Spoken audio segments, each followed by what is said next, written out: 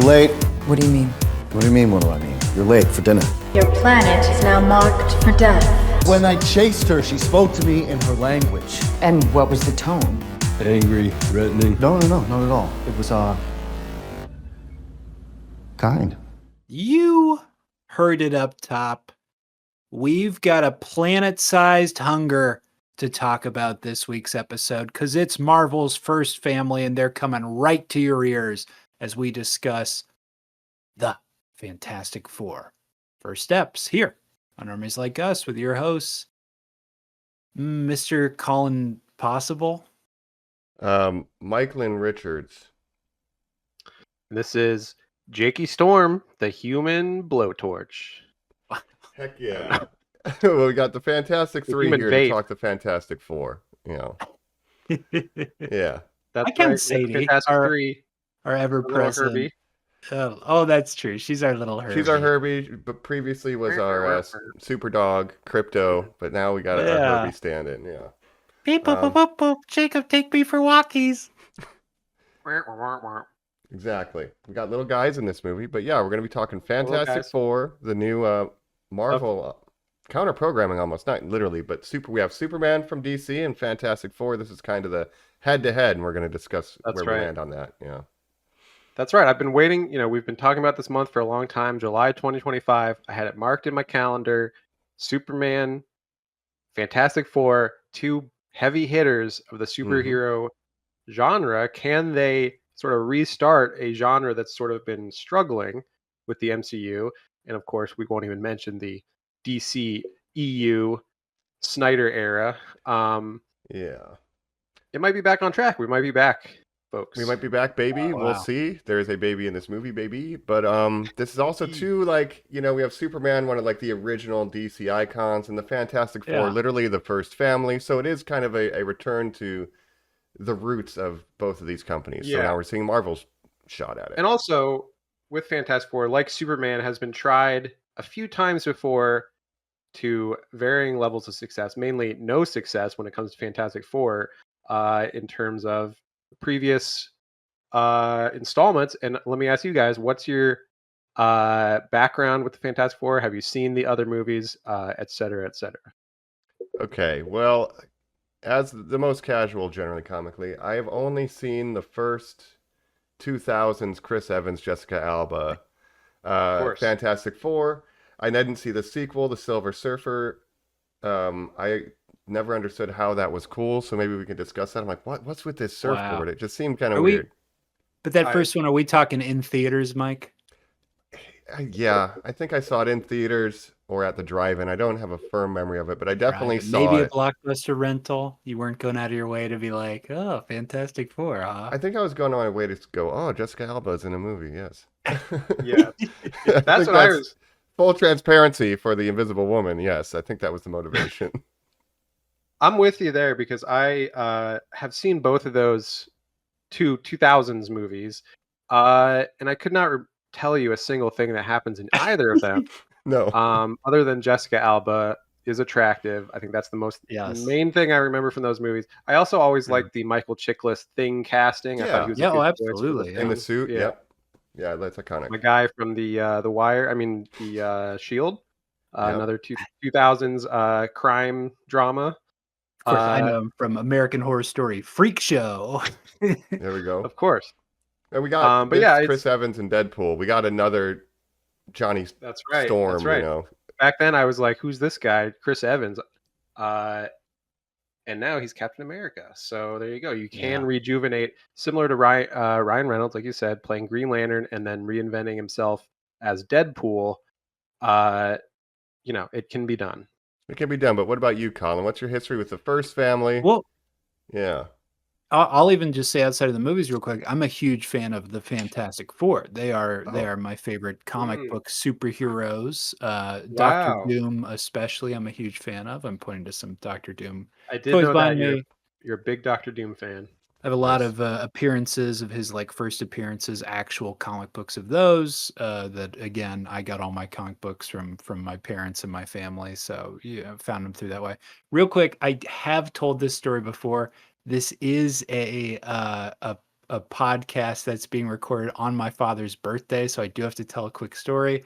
A repeat, but for maybe listeners who haven't heard it, because Lord knows when I told this, but I know for sure I did. But in my basement, which was an unfinished basement, on the boys' side, which was basically a little nook, my dad put like a big fucking huge TV just for like me and my brother, like a huge CRTV on like a shitty little like little TV stand made of like plywood. Basically, we would sit on the concrete on our butts and watch or play video games. That was our spot. That was the only place we'd play video games at in the whole house back in the day when you change the channel to 3, whatever.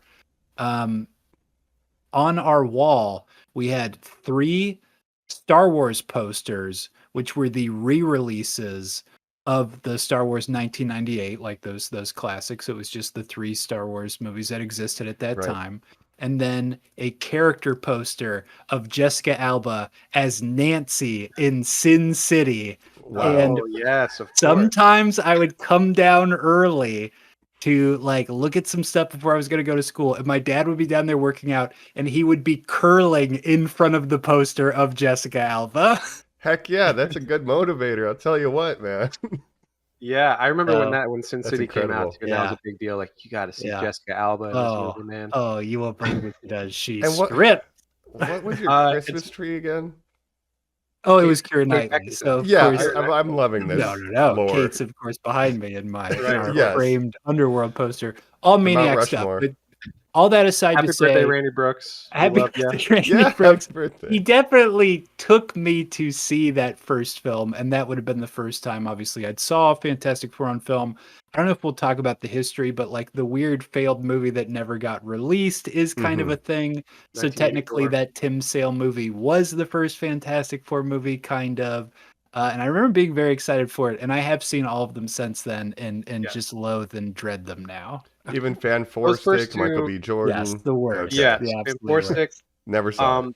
The 2000 ones, they were very that early 2000s kind of superhero movie. I kind of lumped them in with like the Ben Affleck Daredevil, Elektra, all those great movies from the early 2000s. Great. It was very goofy and silly, and I do remember talking about Jessica Alba that I think both movies had a scene where she has to basically take her clothes off for reasons. For plot reasons, that's that right. was always a big scene where it's like, oh, she's invisible. Oh, she became uninvisible. And She's losing her powers while she's naked. Right. Oh, no. okay. Yeah, great.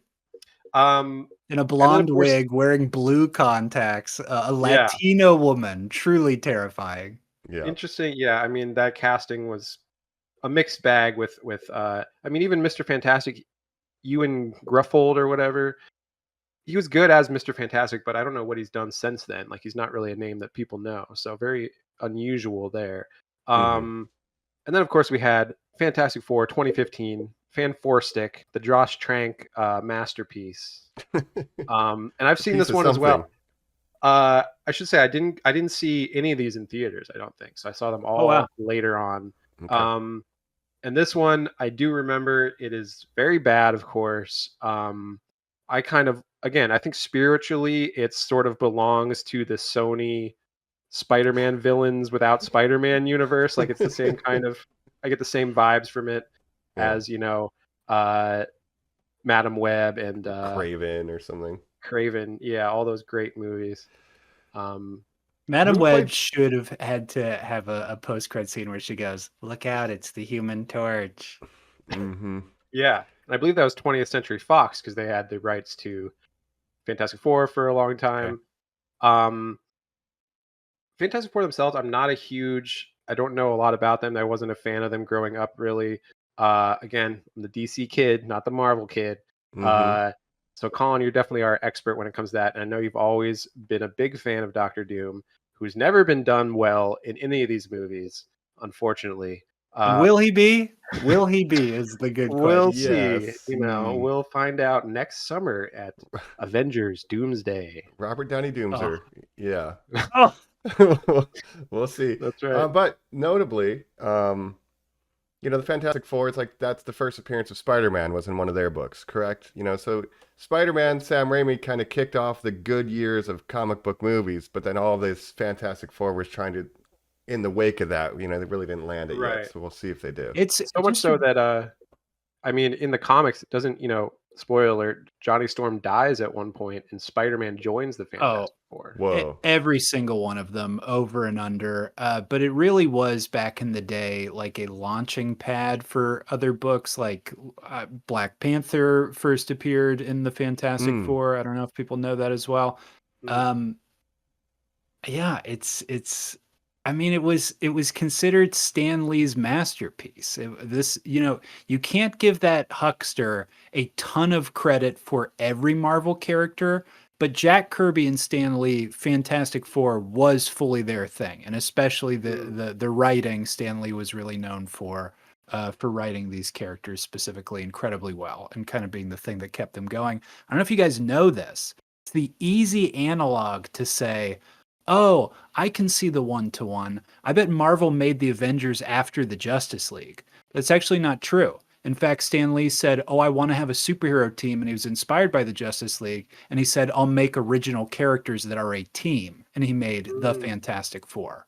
And then when that didn't work as much as he wanted it to, he basically said, well, we've got a bunch of leftover B-listers we could make as the Avengers. Wow, that's crazy.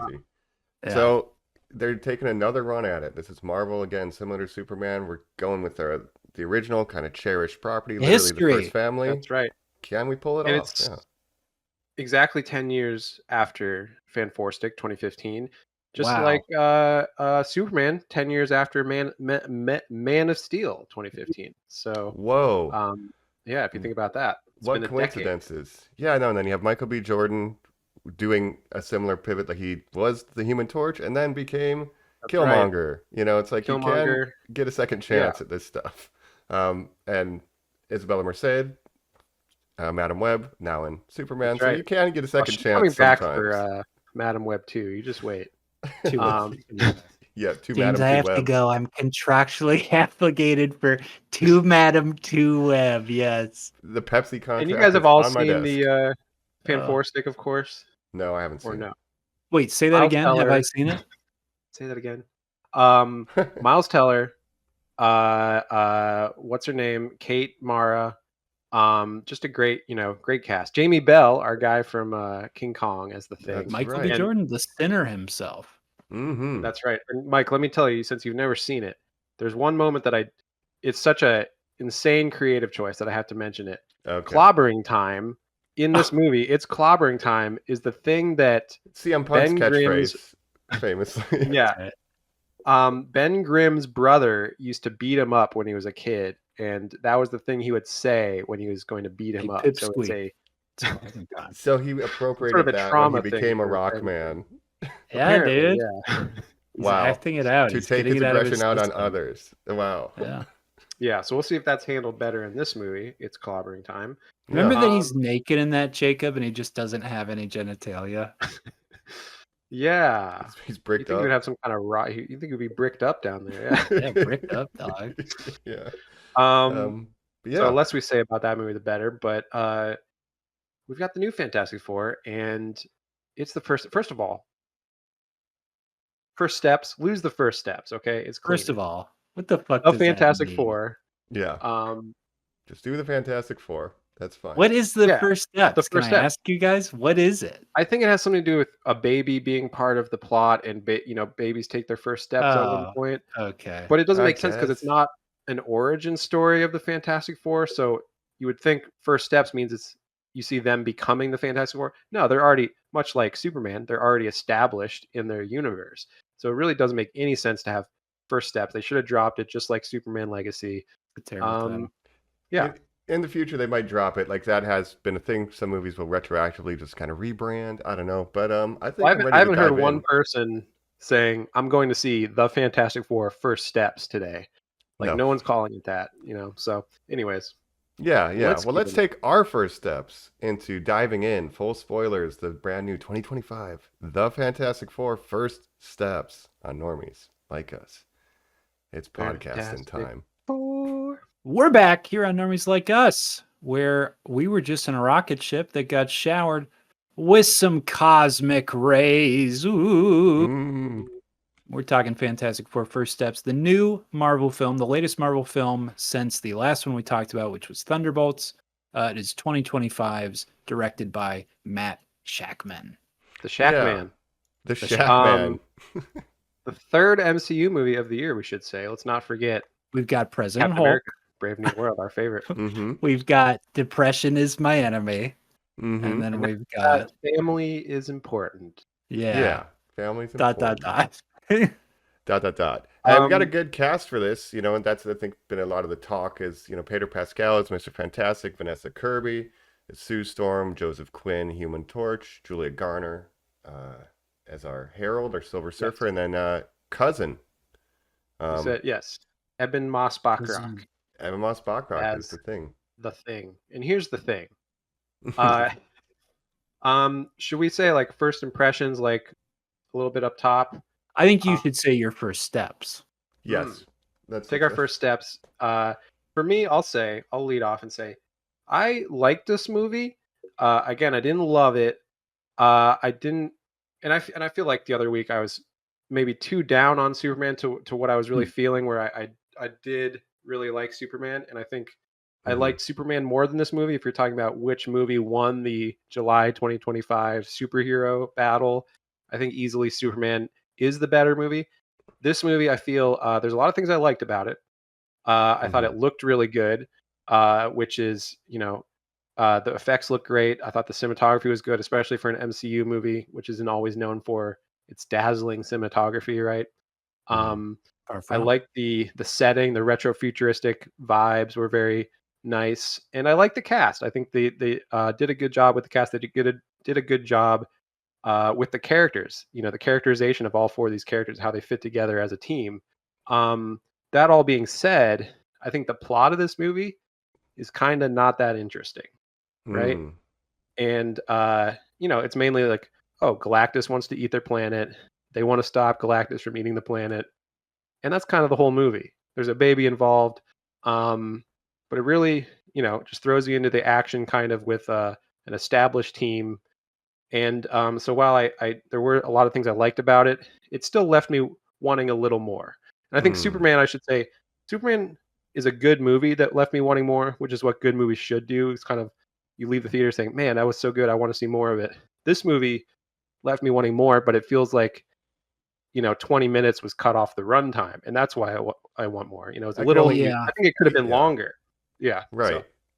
Galactus was only able to eat a dwarf planet as opposed to like a regular sized planet. You were a Under little bit 2 hungry. minutes. He's starving, Mike. It's just under 2 hours runtime, and apparently, I think MCU did cut a lot of stuff to get it under 2 hours due to test audiences and reactions and things like that. So I want to hear your guys' take. I'm going to cut Mike here to talk about what you're talking about, because here's the thing, Jacob. I feel more like how you verbalized how you felt on the Superman episode, where I think this is a totally serviceable movie, where unfortunately I can't say I like it, because I agree with you that my predominant issue with this film is I was bored out of my mind watching it. Dang, wow. I could think we're all landing in the same page, because I was kind of bored too, but I like Jacob said, I love the look of it. I love the world, very Jetsons, like that's super sick. I think the first 20 minutes is good, and then I agree with you guys about the missing. I agree with you guys with the weird tone and pace. There's a moment at the end of this film where people have turned on the Fantastic Four society, and out of nowhere it cuts to Thing walking in an alleyway, and bad voiceover of the people running by go, "Hey, think about us too." And it cuts back to Thing wearing a different outfit, showing the Fantastic Four things they were like examples of people. Like, there's so much where you can tell it's mishmashed. Now, Jacob, to your kind of point about Superman last episode, where you kind of even made the idea where you were like, you felt sporadic moments of boredom or your attention disappearing because stuff was playing to the marketing material, like we talked about, how the first opening scene of that movie is like, it's the trailer. We've all kind of like seen this, like it's hard to like get a grasp. This film, I think, suffers from the same thing, if not infinitely more, in that every piece of marketing material that was released, like all the little weird animations and fake drawings that they did of them together and like fake magazine articles, are in this movie, and they're done at a pace that is so breakneck that I feel like swarmed and overwhelmed by things that feel so familiar that I've seen already. Yeah, I would say with Superman, I was so into the marketing of that movie that I saw, and so many good scenes were in the trailer that when I saw them in the movie, I was like, well, I've already seen this so many times because I just watched the trailer so many times before because I was so excited. This movie, it feels like similar, but also there's a lot in the trailer, a lot of stuff in the trailer. It's not even in the final cut of the movie. Yeah. And I think that's due to the test screenings. I think both these movies were sort of affected by audience reactions in test screenings and the studio meddling too much and trying to make it the most accessible as possible. And I think if they just would have stuck with the director's original vision a little more, it might have been better. With Superman, James Gunn had this whole idea of like 4 days in the life of Superman, where it would have subtitles like Friday, Saturday, or whatever. Those were cut out of the final movie, of course. And because of that, the pacing feels a little weird, where it's like, how many days has it been in this movie? Like, what's going on? And I don't want this to be the whole episode, but I do, I guess, want this to be our segment where we can compare it to Superman and kind of a it's safe inevitable, wherever. but let's get it out. It is. I feel like it is, Mike. But to continue what you're saying, Jacob, the in media res that we talked about, that the Superman is like, here is this year thing. I'm just going for it. You have to feel like you are in the middle of this thing. Yeah. That made me feel like I was safe with the fact that, like, oh, it's not that I'm like disconnected and haven't learned too much. It's like he gave me the pretext and I can jump in here. This, as a Fantastic Four fan, when Pedro Pascal is saying like, so, excuse me, everyone, let's walk outside. The cops are out here. So you understand that he's arresting the 3 major Fantastic Four villains, Diablo, the Puppet Master, the Mad Thinker, all these people. And you're like, well, that's like movies worth of material that like you just don't seem interested in showing. Yeah. Right. Well, again, it's throwing you in as it's going on my thesis of origin stories are over. We don't need origin stories anymore. Audiences sort of move past that. And even with the Fantastic Four, it's like we've seen this in a couple different iterations. We don't need to see them getting their powers. We're just going to jump in. They're an established team already. The world knows about them, etc.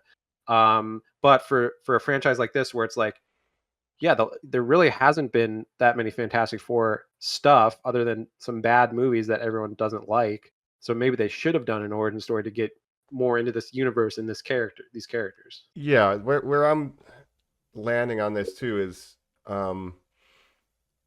like a Marvel movie can't just be a movie. Like this movie has to set up Doomsday, and it hurts it because they have to skip like Paul Walter Hauser Mole Man.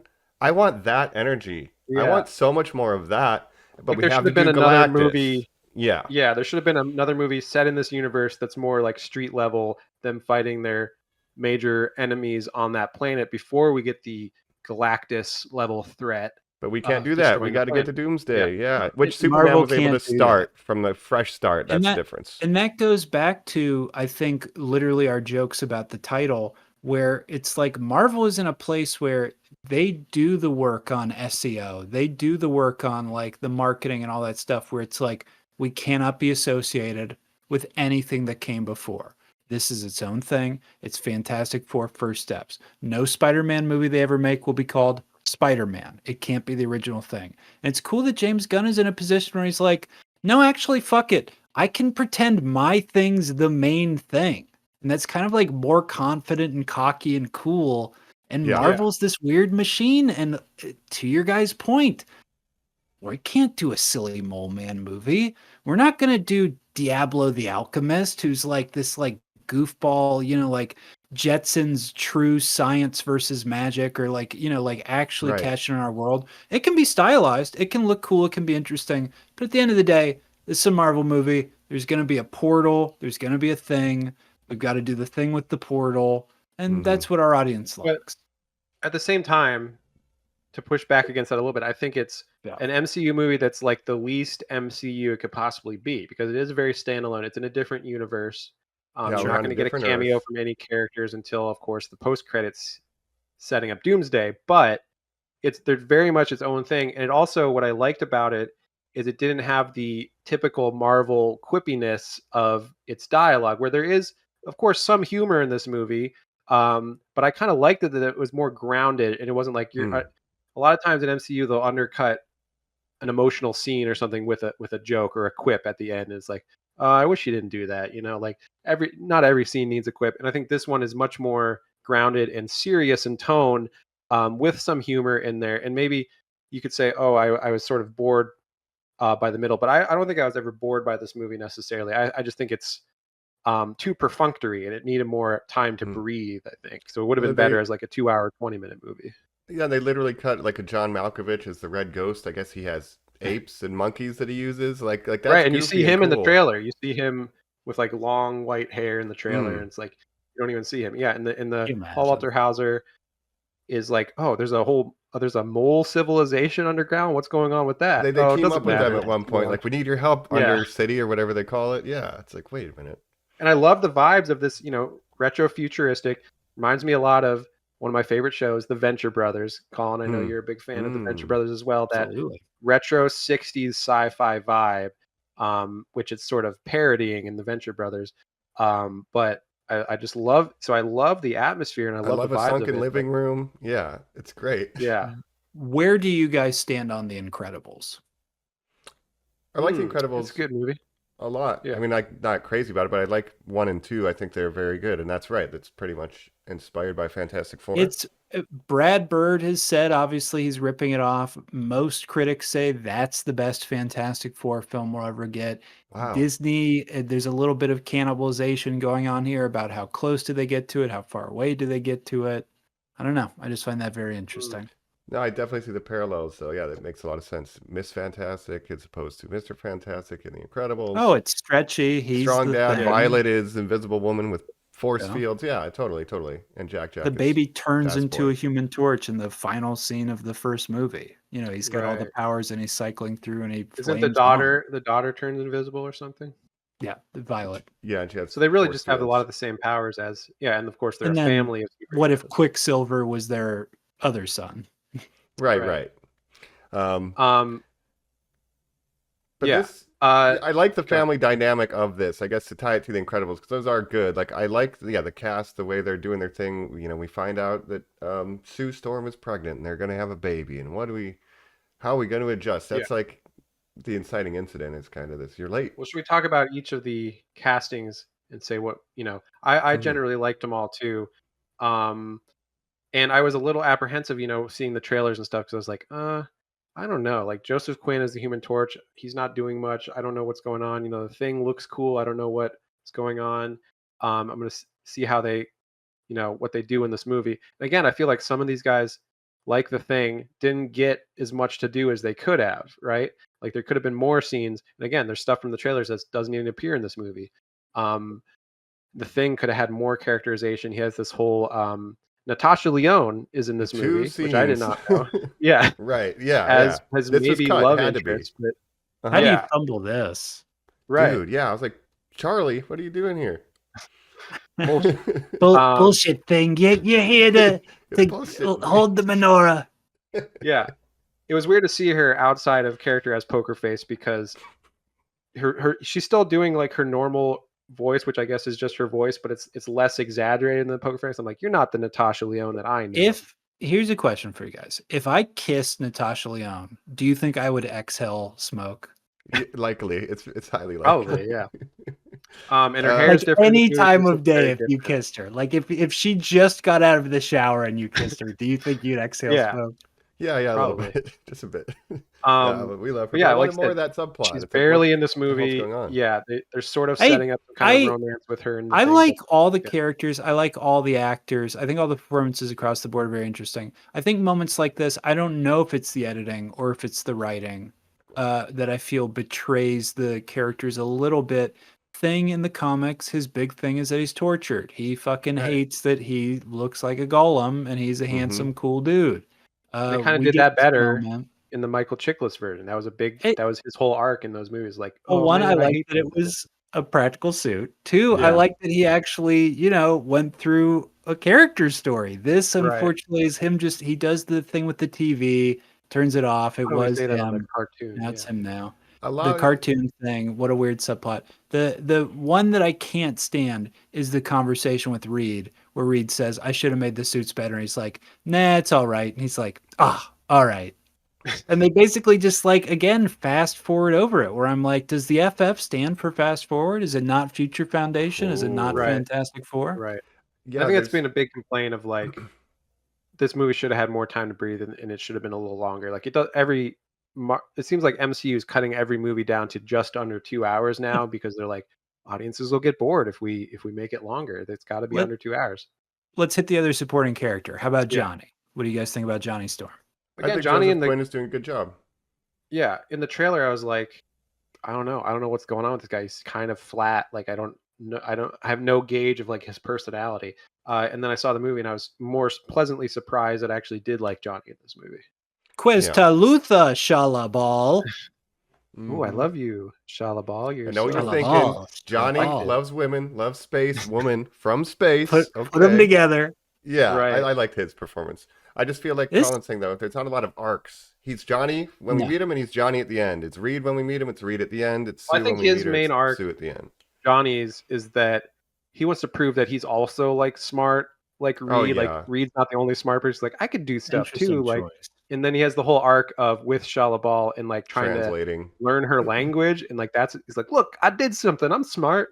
I guess that is learned his this arc. language. Yeah. There's two scenes that feel the most reshot ever, and that it's just Vanessa Kirby and him, and she's like, so tell me again what you're working on. He's like, I'm working on the translation. She's like, that's great, Johnny. And literally she just Good gives job, him a buddy. thumbs up, and you're like, I guess I'm supposed to think Yeah. that this is really important. And that's It's gonna like be the really only important. kind of characterizations of, they're brother and sister. It just takes Yeah. that one like awkward scene where she checks in on him, those two Yeah. scenes. It's like, Right. okay. Yeah. I think it's obviously so strange. the biggest arc in this movie is Reed and Sue, their marriage, and they're obviously having a kid, and that's kind of the main crux of this movie is their relationship. But we said we'd stop talking about it. Well, it's not talking that makes a baby. That's These right. two- Fuck. So Reed Richards, Pedro Pascal, what are we thinking? I personally, here's the thing: there's a weird backlash of Pedro Pascal now. I don't understand it. Like, Why are they turning on him?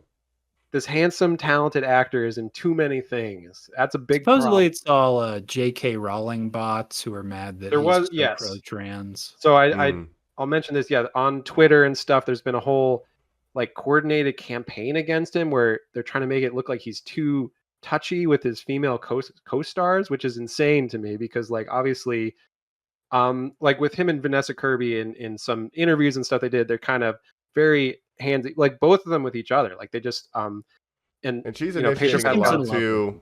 Yeah. yeah, exactly. That's why they're trying to paint him like, oh, he's groping all his female co-stars. It's like, first of all, do you not know the biggest like open secret in Hollywood is that Pedro Pascal might not be heterosexual, right? So He's Right. something. Yeah. he's something, That's he fine. hasn't publicly Mhm. stated what he is exactly, but whatever he is, I support him. And We're very proud. I don't like this whole, like you said, he's criticized JK, the anti-trans stuff, and Mm-hmm. again, it's this transparent, coordinated campaign against him. That's like no one actually believes that, other than crazy like turf right-wing people. So His sister is them. trans. She's like the most beautiful woman on the Mhm. planet. yeah, Lux Yeah. Pascal. he's is her very name. yes, he's very LGBT. He's an ally. Yeah. his he's best ally. friend forever is Sarah Paulson, who they were Yes. best friends before they became famous. Yes. But also, Yeah. if you want to talk about the actor he's the most physical with, it's Oscar Oscar Isaac. Yeah, Yeah. if you haven't seen their stuff together, like Oscar Isaac's like, I'm going to kill him with kisses one day. They love Right. each You're other. like, oh And that's why no. this whole thing makes no sense, because they say, oh, he said, Pedro Pascal, he gets anxiety unless he can touch his female co-stars. And then there's a million pictures of like him and Oscar Isaac being Yeah. very, With him like touchy. in Right. Oscar Isaac's arms. it's like, this is so transparent. Like, I don't know why we're Yeah. doing this. Pedro Pascal, he's a great guy. I love him. More So- transparent than Sue Storm. That's right. No, he's a That's great right. guy. Stop. And then the stop other buying backlash him. is just that, oh, they cast him in everything now. Overexposure. I guess not really though. I mean, he's in And 3 quick movies that are in question. theaters right now, but yeah. Quick question to that though: have you guys seen Eddington, Or The Materialist. The Materialist, or this? I have Oh, not the seen either. Eddington.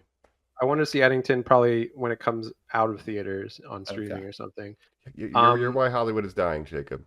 Congratulations. Yeah, I We, only go we to see theaters all for the big movies on the MCU planet. We love Right. actors. We love talking about films. We do this podcast where we do that.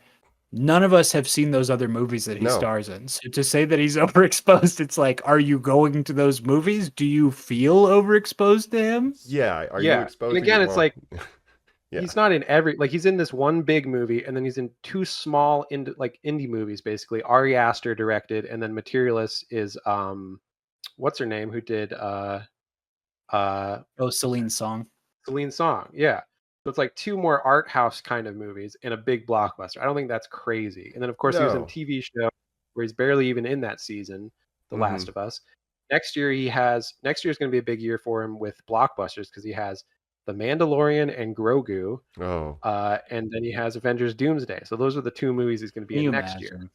Yeah. And yeah. and we've talked off pod, like he got like really famous later in life. It's like, I'll book everything right now. My earning window is small, Yeah. dude. Give me everything. He's a working you got. actor Yeah. for a long time, had his big break with Game of Thrones, solidified by The Mandalorian.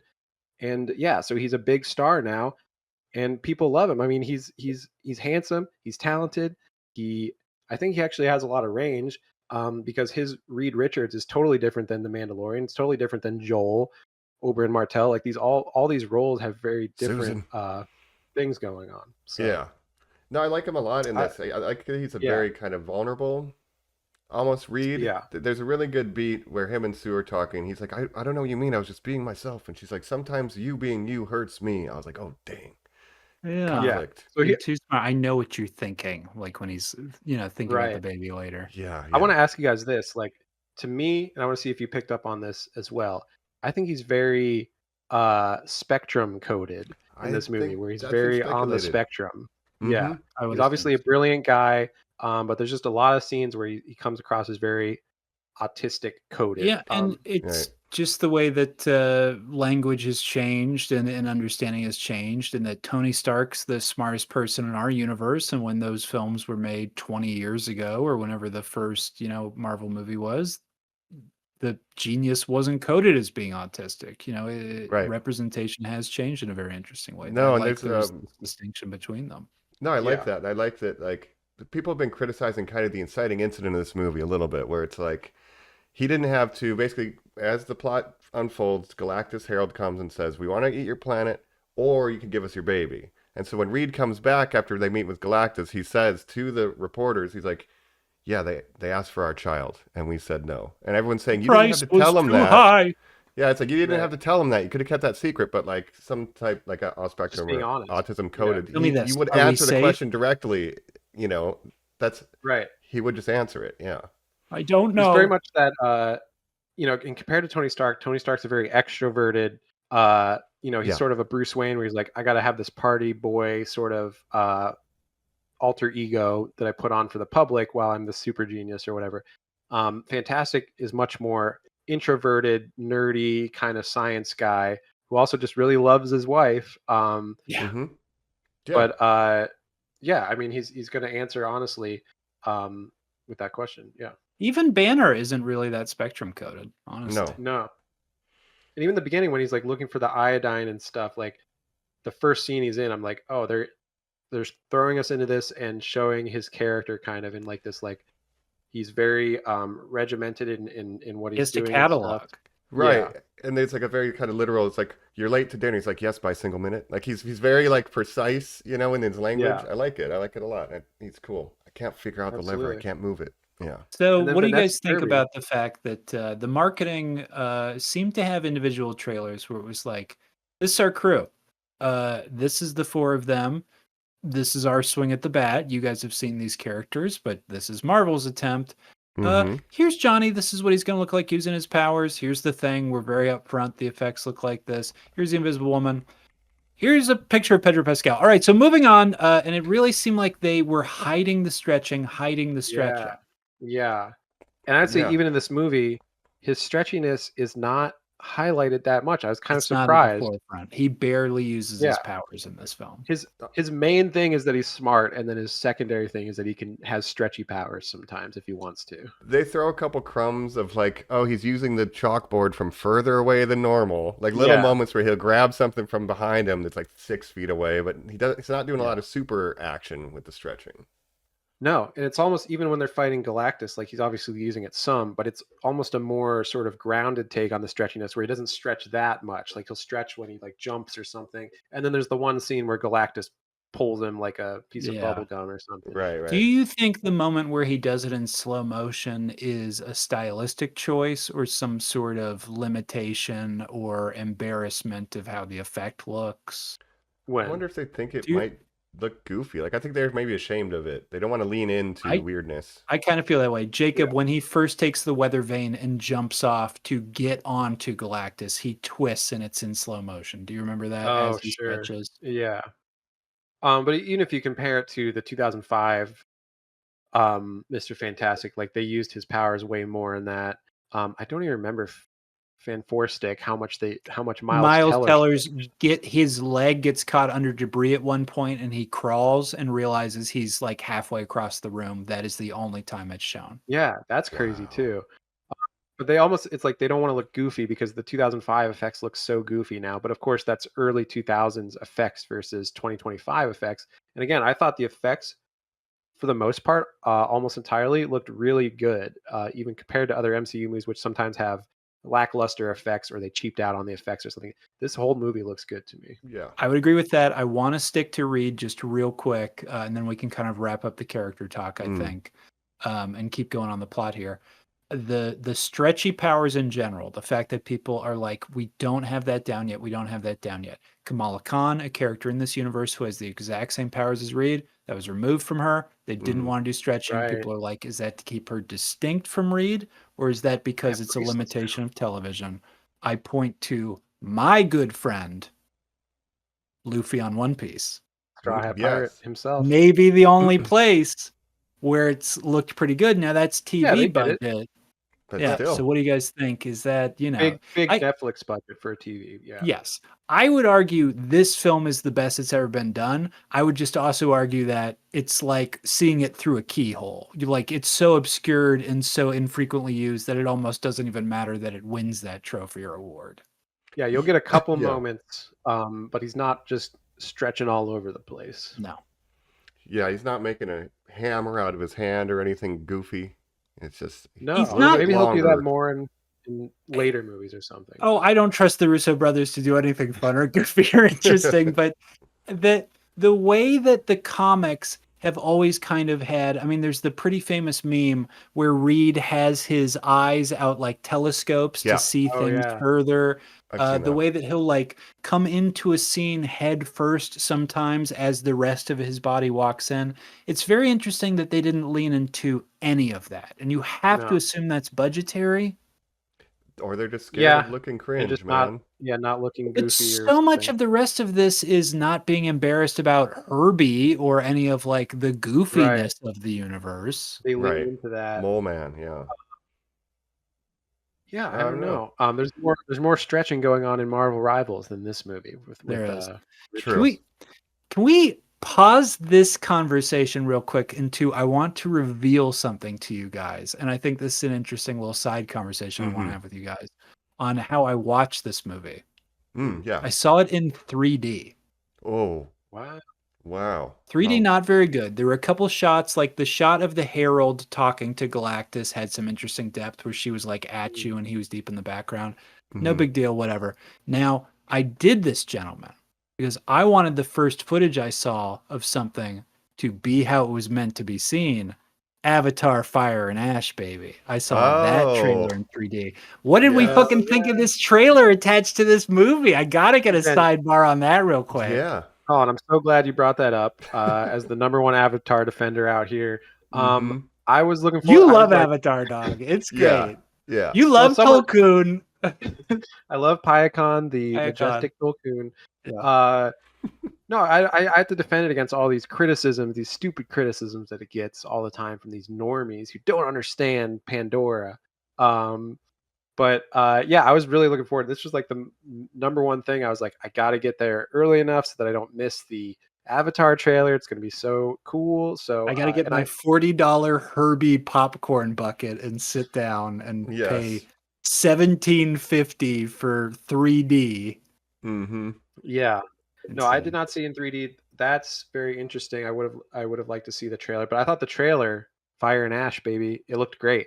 Can't wait for that in November of this year. Mike, what are we thinking? The Fire Nation is finally attacking. You know, I'm excited Look, to watch bring it that once, last like it, Airbender and bullshit never. up in here. Yeah, no, I think it's gonna make $1 billion, and I'm gonna watch it once and never think about it again. That's the meme. But no, I got Spider. But that, Spider's back, baby. Yeah, Spider yeah, was all over this trailer in a way where Spider, I was yeah, so excited the whole time. of yeah. Let's course, the go. big, yeah, the meme. Oh, I'm gonna see it and then forget about it. Isn't that like most movies though? Like, Yeah. Yeah, you fools. are you gonna remember a Tell lot me what about happens Jurassic in World Dune. Rebirth? Any of you. Well, Dune is Lisan another al-Gaib. one that I have to defend. Lisan al-Gaib. Mm-hmm. So I just think it gets a bad rap. I think you got to give Big JC, James Cameron, credit and respect the master. I compare it doesn't to miss. any random MCU movie. I think Avatar wins. So anyway, I was gripping my seat the entire time. The 3D looked incredible. There's a scene where it seems like Jake and maybe one of his sons, I don't know who, are in tribal outfits walking towards the camera and like the birds are like coming down at them and stuff. Like yeah, it looks so amazing. The last shot with the bad girl Natiri, as Jacob has dubbed her, I Mm-hmm. gasped. I gasped when she was on screen. I couldn't believe it. I'm so excited for this movie. sure. Who Well, plays Jake her? Sully- Do we know? Who? We got plays the bad her? guy, the bad Who woman. plays who? The Oh. the evil Natiri looking fire priestess, who I'm gonna pitch now, I bet ends up being with Quaritch, Stephen Lang's character, that they strike up a relationship. Hmm. Could Interesting. be. Yeah, let me look But that yeah, up. I think I've gone on the record as much as I clown on Avatar. You know, if James Cameron wants to make billion-dollar movies about caring about nature and the environment, that's pretty good for me. Like, you know, take care of the planet. It's a good message. You go, JC. Be Yeah. one with nature. Yeah, I mean, first of all, we don't respect the last Airbender up in here. Avatar No. is tall blue aliens. That's right. Um, He Papyrus, baby. seems angrier every time. It seems like every time he titles one, he's like, "What if I call the next one the last fucking Airbender, you assholes?" It's like, no, Well, then- James, don't. Then don't do Right. the Fire Nation attacking if you don't want to be Yeah. compared to the Airbender. Well, does the last Airbender have He's a so monopoly close on to it. fire? I don't know. believe again, one I'm of the clowning. books, because the seasons are called books, I believe is called Fire and Ash. Like truly. Sure. But Okay. like it's so close. Well, it's I think it's gonna be unobtainium. great. Do you get it? Like, it doesn't matter. He's very direct with his Yeah, messaging. but look, Avatar's great. No, Fire and Ash, I'm looking forward to it. I am too. Yeah, it's gonna be great. And I think Sam Worthington gets a lot of rap as a bad actor. I think he's getting better as an actor over time. Like in this trailer, he had that line where he's like, "Oh, you have to let go of your hate or whatever to Neytiri." Baby, Like, he calls her baby. He says, "Baby, you Mhm. can't live with that hate in your heart." He yells the last line, and truly, again, I gasped when he called her baby and then yelled out, "Hate in your heart." yeah. Yep. So, Any chance I'm that looking Zoe forward to Saldana it. can cut a huge check? I'm happy for her. Yes. So Fuck let's yes, go. Zoe dude. Saldana, the best-selling, the most selling actress of any, Hollywood right now. Like history. she's Deserves it. Deserves because of the all the world. franchises she's been in and stuff. Miss Yeah. Money. Let's yeah. let's cut back to a different Marvel heroine. Now, did we talk Mhm. Vanessa Kirby? Do we like Sue Vanessa Storm? Kirby. Do we like Sue Storm's powers? Do we Yes. love our what was her name? The White Chameleon, the White Widow. White What was Widow. her name in Mission? The White the- Widow, yeah, it was yeah. White Oh, the Widow. White Widow. Yes. Yeah, we like Oh, I Vanessa hope I Kirby. don't get drugged and then my face gets stolen by someone else. A different Vanessa Marvel Kirby. heroine. Nice. Yeah. Vanessa Kirby, yeah, I do like her. I remember the first time I saw her was in The Crown, that Netflix show Yes. about the British royalty and Queen Elizabeth. She played Princess Margaret, Queen Elizabeth's sister in the young era. with where Claire Foy was playing Queen Elizabeth, and she's playing the second sister, who's kind of like a rebel and is like, oh, you're gonna be queen, and I'm just like the second sister, whatever, blah blah blah. So and I thought she was great in that role. And yeah, I like Vanessa Kirby, and I think I like her and Pedro. Again, great chemistry, and I just love their relationship in this movie. Jacob, you think it really makes sense for her to be like a little sister that's like 3 years younger than Jason Statham in the Fast and Furious universe, right? Another franchise about family. I forgot. That's right. That's right. And Helen Mirren is their mom. And then, of course, to date and think Dwayne "The Rock" Johnson is sexy. Yeah. Interesting. Interesting. What a curse that must be to read on your paper roll and be told that you're making $2 million to kiss Dwayne "The Rock" Johnson. Oh man. Yeah. It's all about family. But the Invisible Woman, I like. Well, now I'm a huge fan of this character because, of course, she's my Marvel Rivals main, Sue Storm. Right. I mean, the Invisible Woman herself. I've got the most hours with her out of any character in Marvel Rivals. I played her the most. Nice. Even though Cloak and Dagger's sneaking up on her, but I still think that she's the best, my favorite overall character in that game. And I love her powers. I love her power set. It's not just turning invisible. It can be so many things, force fields. And obviously she's very powerful in this movie. Like, she's maybe the most powerful of all of the Fantastic Four in terms of like just sheer power. Yeah. Right. So people underrate her because like, oh, she can just turn invisible. No, she does a lot more than that. And where's the invisible jet? I got to say, but no. First of all, yeah, Vanessa Kirby does great with this. The most lethal face card of any Sue Storm we've had thus far. Good Lord. Oh man. But yeah, she's really powerful in this, and I like her dynamic with Pedro and Jessica Alba. her brother too. They make her incredibly socially powerful. She is the founder of the Future Foundation, which is typically a Marvel think tank conglomerate started by Reed, where he just brings in a bunch of children to take care of who are incredibly gifted. It's basically him starting his own Xavier School for Gifted. Yeah, exactly. Right. This instead is sort of her acting as an embassy role, sort of devoting world peace to being their primary goal. Now, who is this character that I found out from the Wikipedia is the CEO? It seems to be like her assistant that has way too much screen time, in my opinion. Yeah. Is Sarah Niles or yeah, I think so. Someone else. Yeah. I don't know. But they're basically doing superhero stuff. We got to have somebody just manage our foundation. Sure. But normally Reed would be doing that, I assumed, right? So like he's like, I just want to do math. Like, Sue, can you talk to the people? I don't want to talk to the people. That's not my thing. Right. You take care of that. And please. as like the only superhero team in this world, it seems like they are very, very famous, and they have a lot of public facing responsibilities. And I think, she's kind of handles that. Yeah, we said they have a cartoon. They have notoriety not between just adults and for doing acts, but are celebrities, public figures.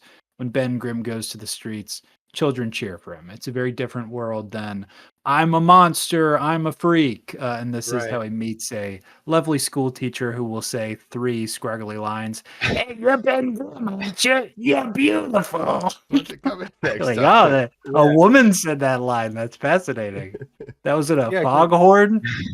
He doesn't have much to do in terms of he doesn't have like this traumatic like, oh, I'm a freak. Like, he's just accepted what he is already. And it's like, well, what's his arc in the movie? He has the least amount of arc. Looking sharp. And then Mike, you got to love this. It truly just seems that they're like, we got the bear guy. He's going to talk about cooking a bunch. I'm just going to add a little garlic, His arc is, adding more garlic. That's the arc. But there's another scene too where even later he's like, the thing is, Herbie, you're not thinking about the spices. And he's like saying all these things. Or no, he says something about like, you could add sugar. You still got a roux, baby, or a meringue. He's like, that's not how that works. And he's like talking about a pie, and Herbie's like, beep, boop, boop. I guess him and the thing is, because the Richards have this relationship in the movie, him and Ronnie kind of have the rapport of like, oh, we're 2 buddies and we're kind of good for each other. So he can't. So Jacob, you're correct in that the Thing can't be Reed's best friend. That's kind of even the Ewan Grufford. Yeah. Even that one, I mean, that one especially is about like, I can't go on this mission unless I had my best friend with me. And you're like, this Pengrim doesn't even like go to college, and you're like making him an astronaut. Like, that's truly insane. Right. But the setup in this, where he's like, I set up the best team ever, and they just happen to be my best friend, my wife, my brother-in-law. They don't have the screenplay space to have that relationship be that, because it has to be Reed and Sue, Reed and Sue, Reed and Sue. That is what is being reinforced the whole movie, basically. Yeah.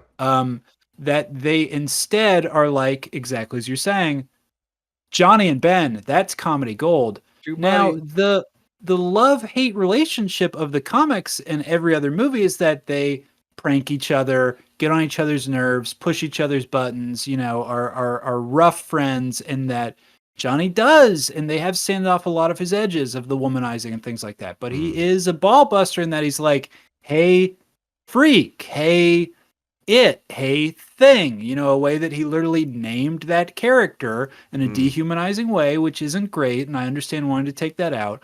But instead to basically replace it where they're literally just sitting in Johnny's room laying down together and playing a game of, oh, I heard you're going to go tell him. Yeah, and thanks for doing that, because after that, you're going to tell him. They're just like being like fun, silly 13-year-old boys, basically. Like, it's kind of like so juvenile. Yeah. Like, and they're just kind of before dinner. They're the two kids that are like big, like, wow. They're their children. Yeah. Anytime like Sue and Reed are fighting or something, they're just kind of awkwardly there. Like, Mom and Dad are mad. Should we go play ball in the backyard? Okay. I'm the big rock guy. And Colin, you're right. Like, you don't get that Reed and Ben best friend relationship really at all in this movie. Like, I don't feel like this Reed has a special connection to Ben that he doesn't also have with like Johnny Storm, where he's like, oh, you're my wife's brother. You're one of my friends too. Right. So yeah, you don't get that relationship really in this movie. Maybe sometimes when he says things like, and Ben, we're going to fix you, Ben Grimm. And he says like his full name. I'm like, it seems like you're reading that off a sheet and you're not positive his name is Ben Grimm. Yeah. Oh, you're here too. Hey, Ben. Ben, how are you, Ben? How you been? I did like the look of the thing in this movie. Why does he grow a beard? Is that some sort of CGI workaround, in that it's hard to do the effects of a more chiseled face, so you just elongate it? What's I did have questions there? about the beard. Also, like, how does it work? Like, he grows rock hairs out of his face. Like, how does that work? What's going on downstairs? He's grinding rocks away from his business. Right. If he's growing body I guess hair, the beard is because he's shaving with like the grinder or whatever, and then like the power goes off, right? So he can't finish shaving. That's why they have to conserve all the energy in the world to do the machine. So everybody has to chip in and turn off your air conditioners between 7 and 9 Can I also PM. ask about this? And again, I'm not being nitpicky. No. They turn off all the things at the end to power the machine, and they're like, nothing can be on. And he's like, okay, you got it. Then is that how power works? Like, there's a finite amount of it. If you turn on your air conditioning, it takes away from this. On that Earth, yes. On that Earth, yes, there is. There's just a little bit of it, Jacob. But I gotta wonder, they're showing it all on TV. Everyone on TV is watching this happen. Isn't that all power? Didn't you guys all promise to turn off all that stuff? I guess. Yeah. I don't know. A little weird. But notwithstanding. Yeah. Should we get into like maybe the plot of this movie, like what's going on? We have been. Say things you like. Throw them out. Well, we should talk about Silver Surfer and Galactus. Right? Yeah, we got Julia Garner, my girl from Ozark, Marty Bird. Ozark. That's right. She's a standout of Ozark. Colin, you've never seen Ozark, is that correct? No, I never have. Mike and I both have. Have you seen Wolfman? Yeah. She's in that too. I have seen Wolfman. Wolfman's horrible. Yes, but anyway, she's great in Ozark. Yeah. She's been in some other stuff too. Yeah, she was really a standout of Ozark, which is a great show if you haven't seen it. Like, I enjoyed it a lot. It's a little bit like we have Breaking Bad at home, but it's its own thing, I think. It's good. It's good. But so she's our herald. This is Shala Bal. And normally in depictions I've seen of the Surfer, it's like a dude-shaped thing. There's a dude one and there's a woman one, which is what she is, I guess, from the comics, Shala Bal. Here's the thing. It's always Norrin Rad. Norrin Rad is the first Silver Surfer. Okay. He's one of those weird cosmic, take a bunch of drugs. I took a bunch of acid. I drew this guy, and everybody's like, great, put him in. Jack Surfing's Kirby in big in the 60s, 70s like, or whatever. Like, yeah, put him on a Like, surfboard. put him in. Are you kidding? We're on drugs. Put him in. Yeah. And then there was this. His entire story is exactly this. He gives up his world so that he can instead herald Galactus and save his planet from destruction. His girlfriend is Shala Bal. Now, there is a comic book at Marvel called Earth X, which is a very famous kind of alternative universe where Shala Bal is the Silver Surfer, has slicked back long hair. And clearly that is what they're drawing on here again, because as we've all set up, the opening to this is very blatantly, this is a parallel universe. This is not the universe you know. We're not wasting the Silver Surfer on this one. Mm-hmm. And again, I think the effects looked really good. Like the Silver Surfer, the reflection and everything. I do have questions about the surfboard. Like that seems to me like something they made It's it a up part of her and then like body? we need to figure out a reason why she would have or he or she would have a surfboard in space, I guess. And they sort of made up like a comic book reason, right? But why is she on a surfboard, really? Because they were on drugs when they invented the character. Yeah, because that's how you surf through space. DC has a character, of course, who's the he became the black version of Flash Jacob, the black racer, which is like death that chases Barry. It's literally just a black costume Barry. But when he was introduced, Jacob from the Arrow show. yes. Oh, sure, exactly. Avatar, was that his name? But I think so.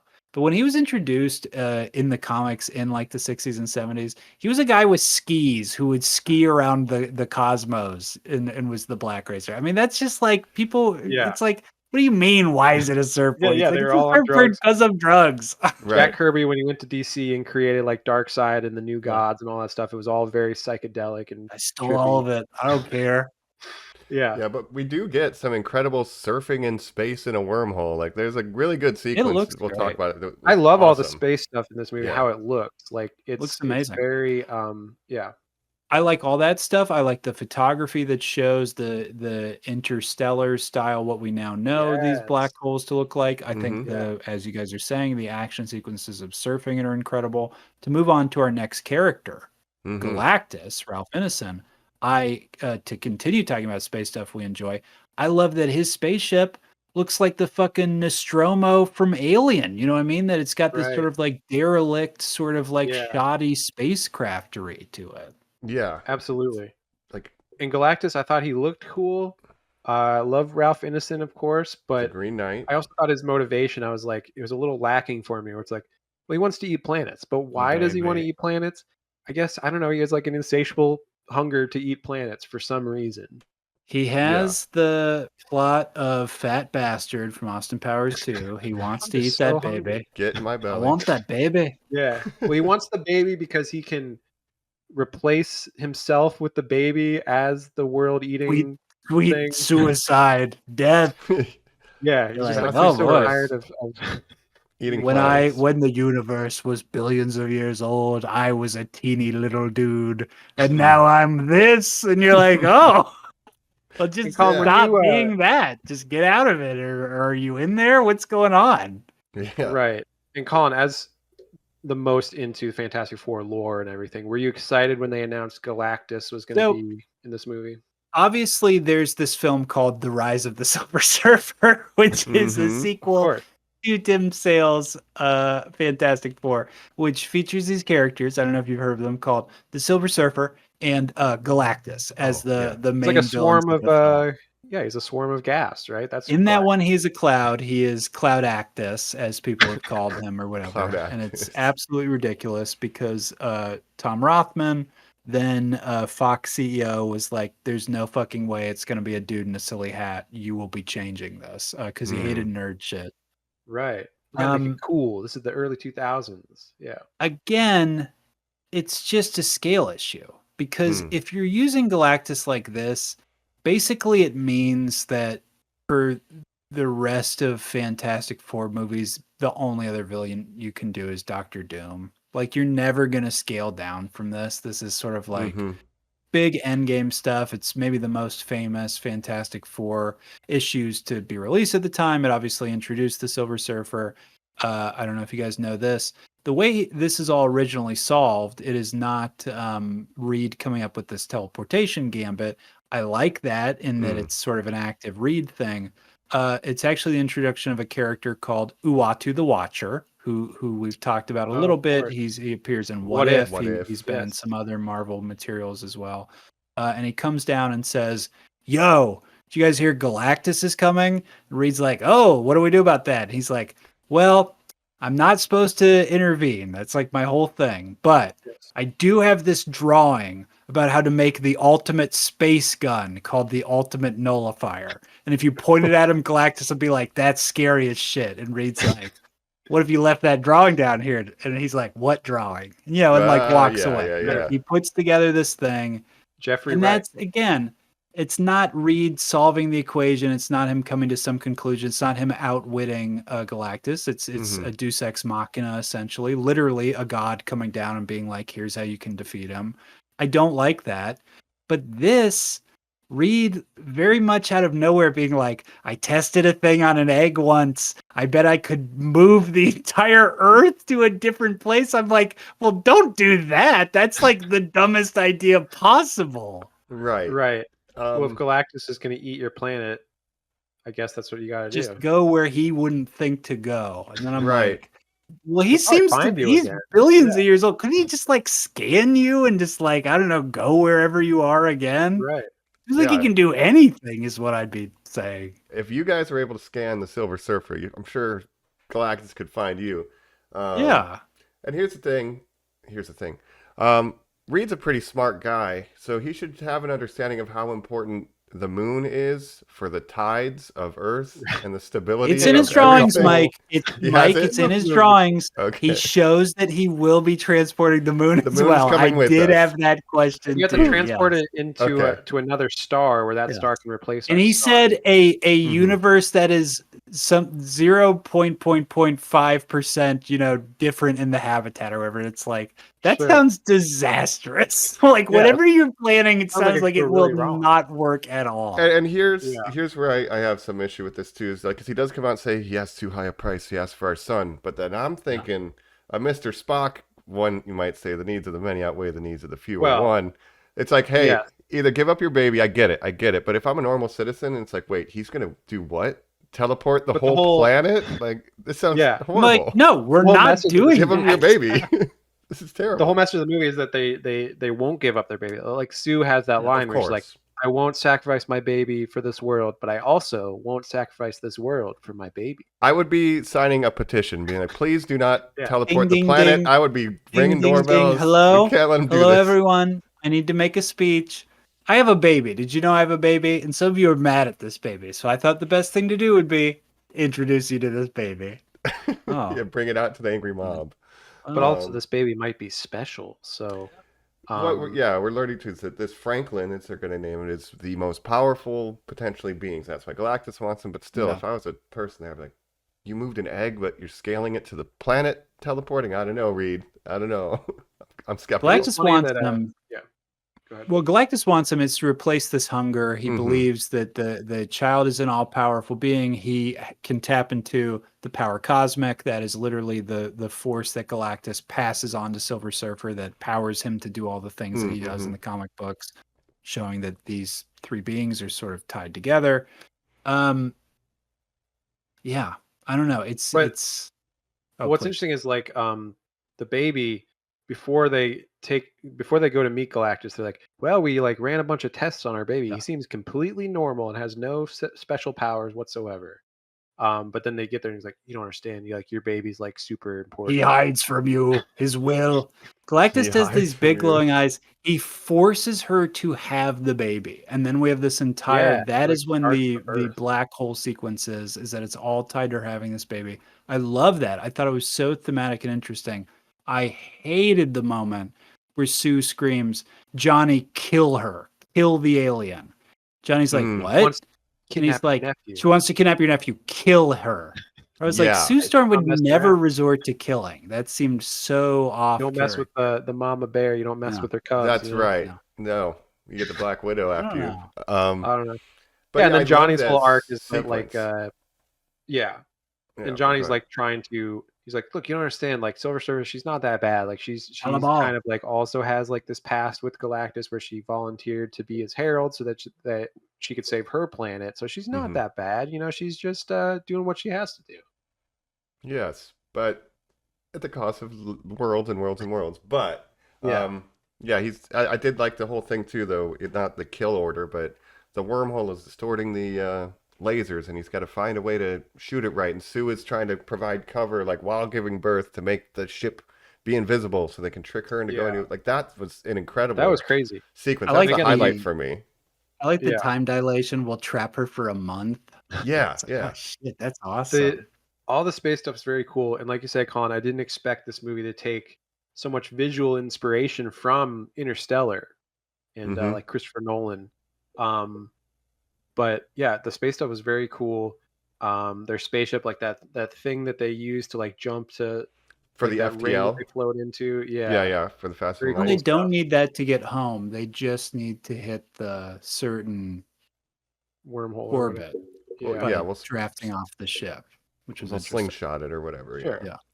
And I'll say, like, going into this movie was different than I expected because I thought, based on the trailers and then based on obviously the Fantastic Four coming to our world or the Prime MCU universe in Doomsday, and with the post-credit sequence of Thunderbolts, I was like, oh shit, I think this movie's going to end with the destruction of their world. They fail and they have to go to a different universe. So that's what I was expecting. So when that didn't happen, I was like, interesting. Yeah, kind of the same. Yeah, so it makes me wonder then what. But obviously circumstances. they're going to end up in the Prime MCU universe at some point. And Doom, my theory, and spoiler obviously for the post-credits scene of this movie and everything, but my theory is that obviously Doom wants Franklin Richards because of his power. Maybe he like takes Franklin and travels to the MCU multiverse universe. And I think my theory is that Doom's plan is to like collapse all the universes into one Prime universe that he can rule over, and he's going to use Franklin to do that somehow. That's my big theory. That would make sense. Okay. I would also like him being tied to this universe. We get the pan shot at the Future Foundation. All the world's representatives are here who agree to the alliance. Latveria, mysteriously no ruler. Yes. And maybe that's why he looks like Robert Downey Jr., because he's not from the same world that Tony Stark was, or the same universe. So that's why he has the same face, I guess. Maybe he's a different version of Tony Stark. His name's not Tony Stark, obviously. A doomed genius. Yeah, we'll have to see. It's still going to be. That would make sense, Jacob, especially with the timey-wimey shenanigans and that the ending. They're like 4 years later, which I was like, wow, we're just like even fast forwarding Franklin. Like that's so nuts. That's true. Yeah. And you think they'd want to do more in this universe? Maybe they go back to this universe after Avengers, Doomsday, and stuff for their next like solo movie. But that's always a big like in comics. At least I know the DC side a little more when they have these huge crisis events like Crisis on Infinite Earths, Infinite Crisis. All that is like, oh, the multiverse got too complicated. Let's like Crisis on Infinite Earth ends with them like solidifying into one universe and then rebooting the whole. And then there's like, the New 52. I would argue you're absolutely right, but it's truly two ways. It either flattens or expands. Sometimes they are like, actually, people miss, when there were 3 Green Lanterns and Flashes. So we'll just go ahead and pull it back out, stretch. So every couple of years they go back and forth. But I think the MCU with people complaining, there's too much multiverse shit. Like we're tired of multiverses. Maybe the MCU saying, oh, you're tired of multiverses, huh? Okay, we're gonna have a multiverse ending event which ends with one Prime universe. Yeah. I've on record said I agreed with the villain of Deadpool and Wolverine. Too many multiverses, too many branches. We should have squished Seems like they're leaning into that. So Victor Von Doom's like, okay, I'll make one universe that I can rule over. And that's the big crisis of Doomsday. Victor Von Downey Jr. And Loki in the chair and Shang-Chi will stop him. Well, there's been so many interpretations of what even is the multiverse, where you have Doctor Strange in the Multiverse of Madness, where you have America Chavez is like, oh, she can go into other people's dreams, which are different realities, of course. Everybody knows that. And so like each movie, they make new rules of how the multiverse works, including with Loki, including the TVA and all this stuff. We have a Spider-Man multiverse, its own, Right. that So includes Sony property, Spider-Man. It's yeah, bizarre. Venom shows up. Yeah, for a minute. But what do we think of the final battle here? Because this is kind of, Galactus eventually shows up. They got all their teleporters built. And then all of a sudden, we're going to teleport the planet. Let's go. Silver Surfer shows up, starts blowing up a ton of the teleporters. Now we can't do that. What do we do now? I like that it's in daylight. It does have the kind of Marvel clouds in the sky. Everything's gray sort of sky, though. But you can see everything. It looks good. I've loved Johnny's arc to this point. I loved the whole race with the speakers, Shalabal, Chigaja Wucha, Shalabal, where he's, speaking her thing and psyching her out and being like, these other 6 recordings were people being like, hey, our planet's dying, but one of them was like, yo, Shalabal, you did it. And so when she's coming back and fucking this shit up, and they're like, oh no, and then she's running away or whatever, and then when she's fucking coming back to, spoiler alert, be a hero at the end, I'm again kind of feeling like so much of this movie was devoted for her on paper, but I still feel like I have no grasp on that character at all, or like she was interesting or important at all. Yeah, I was a little disappointed. Like, I liked her look, I liked her arc with Johnny, but it's like, what does she really contribute to the film other than being like, I'm here to herald your end? There is always a scene in this media that has Galactus go, you obey me, never forget your place, Silvers, my herald, and just like torturing him. Now we get one scene where she goes, but the person you want is a baby. They're a child, like she mutters it. He doesn't even go like, what did you say? Like he literally just tortures her with his eye beams, which is cool. But Ralph Ineson has the most interesting voice in the world. So why wouldn't you have every line he says be poetry or huge or more words than anyone's ever said to say even just a small point, because that's what you're getting him for, right? But instead it's like, the hunger, I want the boy. I love the look of Galactus. I love, Ralph Ineson. I love the look of Galactus. I love the look of Silver Surfer. Again, they both feel a little undercooked in this movie, and it's like, why? Like, okay, he's just trying to eat the planet. Like, that's his main motivation. Like, I thought, why does he even come down? Why do we have that scene where he's sitting in the little chair and then does a big jump and then has to pull himself up like a goober by grabbing like a planet? He can't even like stand for 2 minutes. It almost made me think like, is he like sick? Like he can't even like walk around for like a minute. Like not planet poisoning makes him weak or something. Yeah. Like we see earlier, like his whole ship can just like destroy a planet itself. So why does just drive right through it? Yeah, like Transformers style, just like eat that thing up. Yeah. He's like Omicron or whatever. And Unicron, thank you. And obviously they are very tied to each other. They're planet-eating villains. But the choice that he is all metallic and that he's not organic, he feels like a Transformer, doesn't he? A little bit. Yes. And I mean, I like what they did with the scale of him, where he's like walking around the city. That's cool. Like there's some cool shots of him and stuff. Of his feet. But again, ooh, his feet are so big. He's a big purple guy. He's out. He's like supporting himself on buildings, like putting his weight on a building to stand up and stuff. Like he's like sleepy, Mike. He's like, oh, I took like 8 steps. I gotta like sit on the. There's this right when he lands, he locks eyes with the Statue of Liberty, and then just goes, And then he just turns and walks away. It's not like there's a moment where he like karate chops it or something. He does give it a look, just like a smirk. What's that? What's going on here? Right, he looks at the Statue of Liberty. Is that a girlfriend? What I thought was interesting is I saw some frames comparing online the IMAX version to the regular format version. And it's like, obviously, the regular format cuts off so much of the top and bottom, but I think it actually looks better in the regular versus IMAX, because if you see the IMAX, like even that shot of the Statue of Liberty, he's not as physically imposing because there's a lot more headroom and stuff. So he does. Weird. What I like about it in the normal version is he's so imposing. He takes up so much of the screen. You really get a sense of his scale and stuff, and that he almost feels a little swallowed up by the frame in IMAX. Yeah. So it's a rare thing where I think maybe IMAX looks worse. Again, Silver Surfer was the only interesting part of the 3D. She was the only character that popped. Right. And maybe Johnny, like, every Yeah. once in a while. It's not like the thing, or it's not like Mr. Fantastic's like going, "Ooh, I'm gonna reach out I'm to the gonna grab screen." you. Right. Yeah. Um, but so we decide So now we're gonna make one portal. We can't get the planet to get out of here, but we can teleport Galactus off the planet if so we why can didn't you do push him that to in there. begin with? Like that would have been seems like a lot easier than teleporting the whole planet. Yeah. That should have been But- your first. That should have been plan A. Yeah, and turn it into a gun and just shoot him Yeah. and just teleport him away. Yeah, do a teleport Right. gun.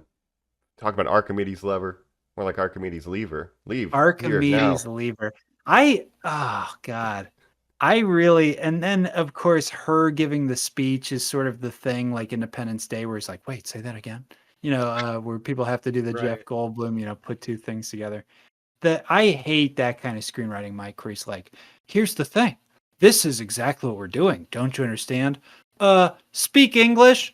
He's saying that one thing's like this, and if we do that, then we're good. Ben gets it. Wah, wah, wah, wah, wah. It's Yeah. like, oh, Right. oh. It's just like, I've seen it in cartoons since I was 4 years old. I still need these jokes. Yeah. Oh my God. Apparently. But again, I think less quippiness than the average MCU movie still, where it's like, again, I feel like it almost doesn't feel like an MCU movie because it just feels like a standalone Fantastic Four movie. So I do like that aspect of it. Mm-hmm. Yeah, it's like so they're using the baby as bait. They have little Franklin. the They whole- put it in the landing Yeah. zone where they have to get Galactus. Radiation proof, seismic proof. They put him in this little baby Bjorn that Yeah, list little- off all these things. It's like, that's cool. That's Yeah. cool.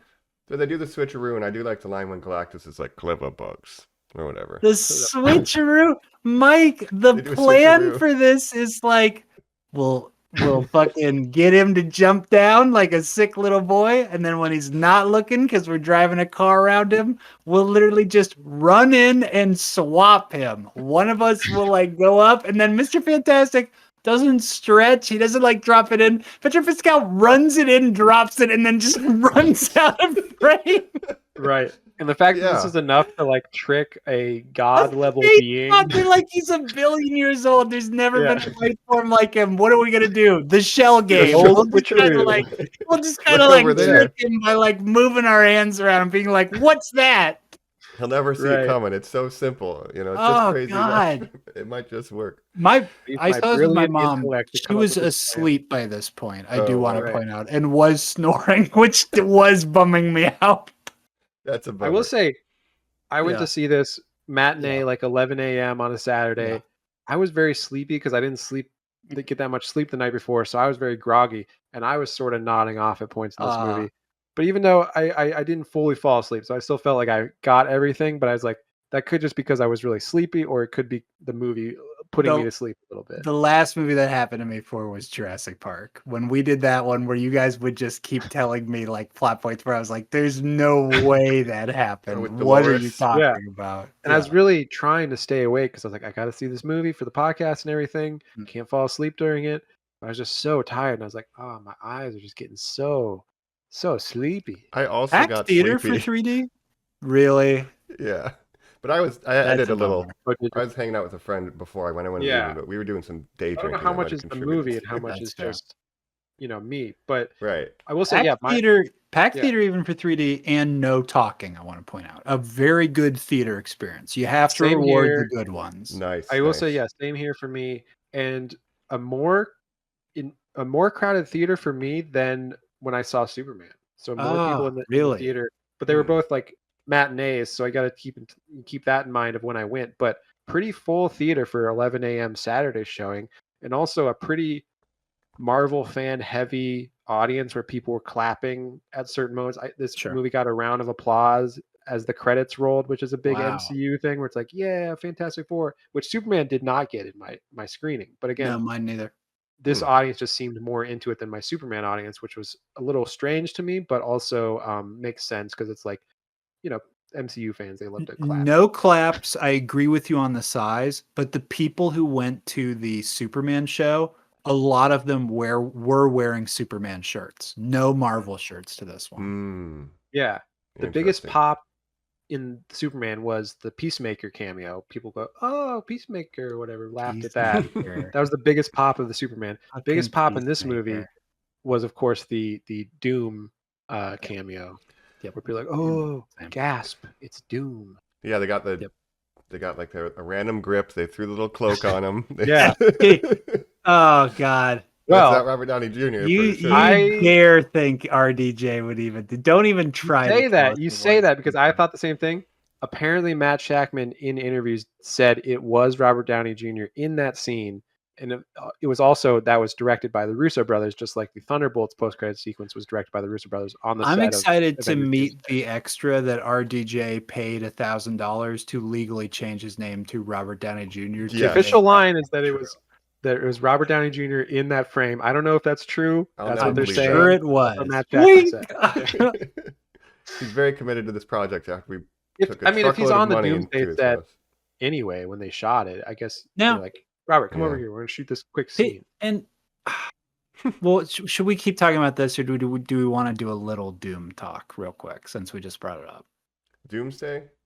I guess I just what I Yeah. want to say for the finale is I like that Yeah, Sue please. was like the strongest. Like literally, she was holding Galactus Oh, in yeah. the portal Yeah. until the Got her Silver Surfer iconic came. moment where she's doing force field. Save our son. She just And keeps saying that over and consequently, over. the biggest thing that happens is she like dies through exhaustion, and Franklin is able to bring her back to life. That's like a Yes, and that's his power. His power coming out for the first time in Mm-hmm. reviving his mom. This is where my Galactus mom gets very loudly said, "What are his powers? big.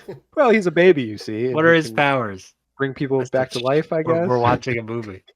Which now, Yeah. if again, then we can talk Doomsday because if he grows up, he can bring people back to life. So what does that mean for even the Doomsday movie? Or can anybody die in the Marvel universe? Franklin could just be like, "Oh, you're back." So that's like a scaling issue Right. too. He will Black definitely Widow fix back. his face. Is he gonna fix Who? Reed? Yeah, He will fix Doom's face. he'll fix Doomsday. Well, again, okay. according to what I've been reading online, this Doom will not have a disfigured face. He's just wearing a mask for some reason. That's why he was holding it in his hand. what they Maybe in said. that moment, Franklin fixed his face so we don't Yeah, ever. that's what I think. That's what I think. Obviously, there's going to be a big moment in Doomsday where he's demasked, and then people are like, So Tony? here's what Stark? here's what I want to ask. Here's what I want to Yeah. ask. Just on the Mhm. Doom of it all. I don't even want to talk Doomsday. I want to talk It's RDJ. Doom. Yeah. Now Jacob. yeah. Oh, I also want to talk. Did you guys get the Paul Thomas Anderson trailer? Mm-hmm. Yeah. One battle after another, baby. Jacob, your favorite director is releasing a movie this year. I haven't heard you say Yes. 2 words about this film. Are you excited about it? It's very interesting because the studio seems to be like banking a lot on like this movie's got to make money, which is like interesting. It's like you want a Paul Thomas Anderson films? adaptation of a Thomas Pynchon novel, which is the second Thomas Pynchon adaptation with Inherent Vice. They're banking on this like, okay, let's really spice up this trailer. Let's throw this Beyonce song in or whatever. And it's the first trailer where I'm like, okay, I kind of understand what this movie's about now. I but can they're tell like, you historically those don't make money. The exact formula you just said. No. I mean, Paul Thomas Anderson not known as a money maker, so it's No. interesting that they gave him the big Yeah. budget and said people kind of need to show up to this movie, and so now Yeah. they're like panicking in the marketing, like let's make a trailer that is going to like get people like, oh, you don't understand, like Leonardo DiCaprio's in this movie, blah blah blah blah. I don't know, man. And now it's like there's a Fortnite collab where I guess you can be Leo No. in this movie in Fortnite. or something. Also, Weapons, the new Zach Krager movie Weapons. from the guy who did Barbarian, is getting a Fortnite Yes. crossover. I don't understand any of that. I'm excited. great We'll Is probably that do Julia an Garner episode on too? it. Weapons? Mike, She's it in it, yeah, she's the absolutely is. teacher. Bala Ball is Benedict 100% the Wong. lead of that film. All right. Now, getting maybe we'll do a across the PTA. board, great reviews from what I've seen. Weapons is it's going to be the new Oh yeah, big hit this fall, I think. oh yeah, whenever that's it the comes next out. movie I'm excited for. Then. Nice. Yeah. Now, Paul Thomas Anderson, maybe we'll do an episode. Maybe we'll talk about that. That's Mm. not originally what I want to ask. Now, to another trailer that I got for this film with James Cameron. A lot of directors Mhm. on this movie. That's a good sign. Yeah. The Odyssey. I got the new Christopher Nolan Oh, movie. sure. Now, Jacob, Oppenheimer, RDJ. Yes. His life has changed here, okay? I'm He's done with got the Marvel. Academy I'm getting Award. an Oscar. You don't understand. No, Like, this is Marvel. the greatest I'm a movie I've ever serious been in. actor now. Now, That's not true. He has come back. He loves Marvel. Mhm. He's a Oh, I'm money monster. This is literally the first project he signed on to do after that. So he's a fucking liar piece of shit. It's almost The like the old- whole Oscar campaign was like, "Give me an Oscar. I'm never going back to Marvel." Oh, I Don't got you an Oscar? understand? Guess This what? is I'm it back. for me. He relapsed. Yeah. Now, Bob, as he's known on set, is famous Bob Downey. for his past ways pre Christopher Nolan. He wears a, I love a drugs. earpiece. Oh yeah, in that era. Yes, Going way That's far his back. wears- past way. he wears an earpiece. He has somebody reading the script to him off, set.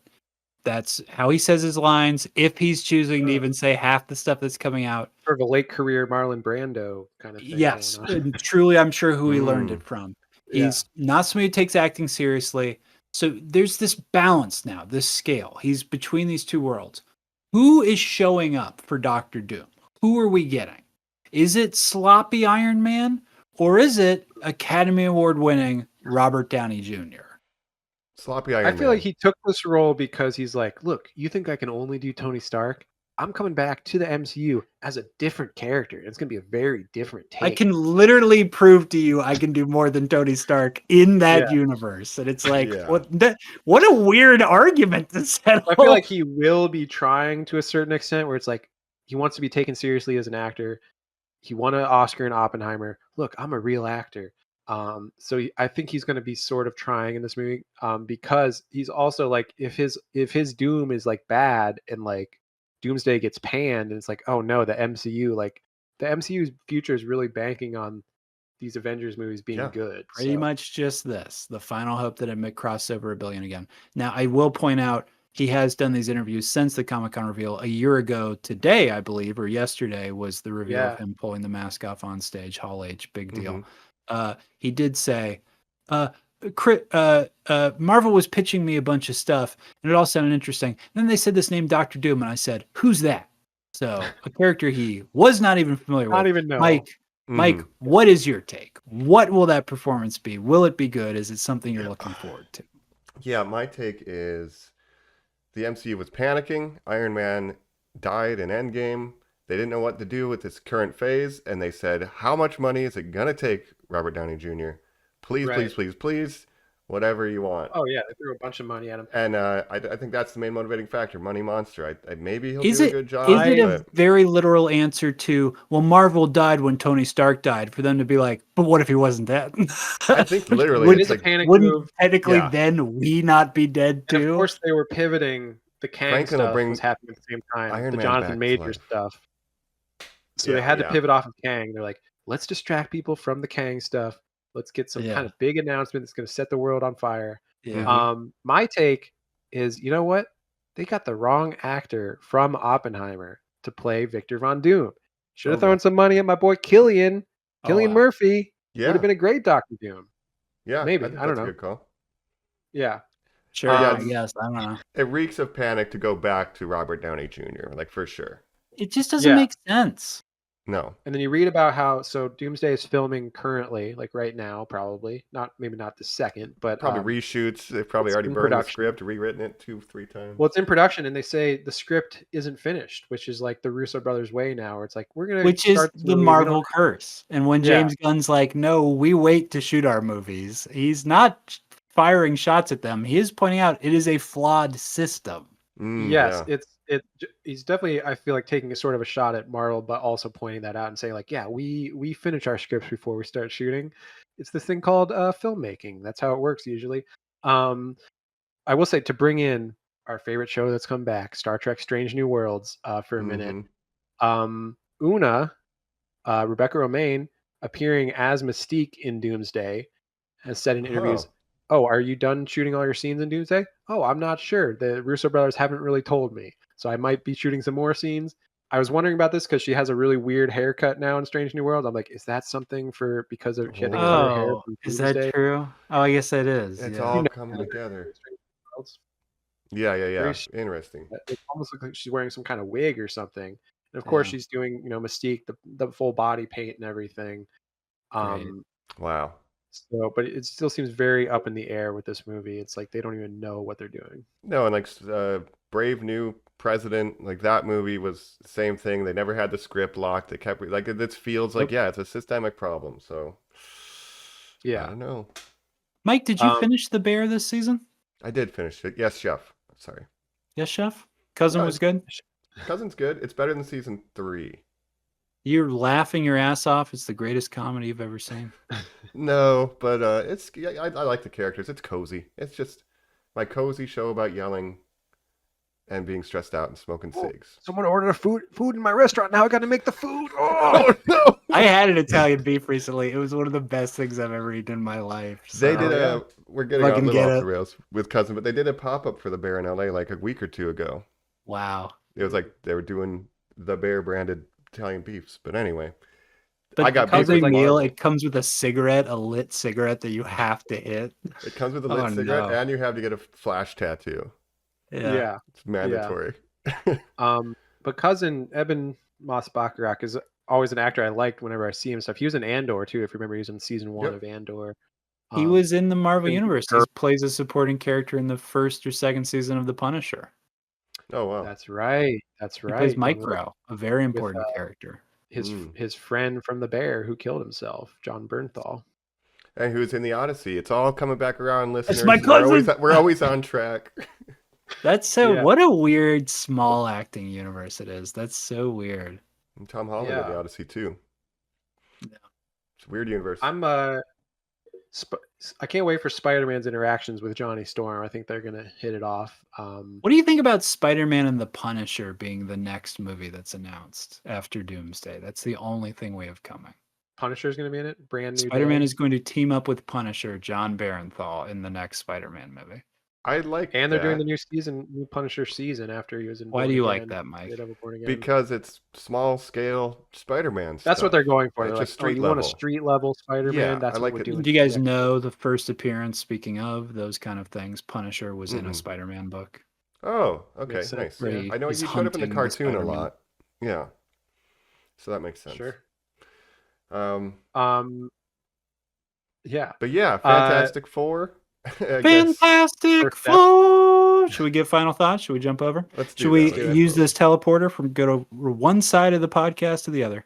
Let's We work give our on an final egg. thought. We're back here on Normies Like Us. Jacob is saying, "To me, my silver Sadie," as he looks at his little Harold, That's little right. adorable girl. We didn't talk Mhm. about Herbie much. Does anybody want to shout out Herbie real quick Yeah, as we're giving our final thoughts? I like that he has like an analog Um, tape in his face that you can like reload it Yeah. with different programs. That's cool. His eyes are the things that thread The reels. tape.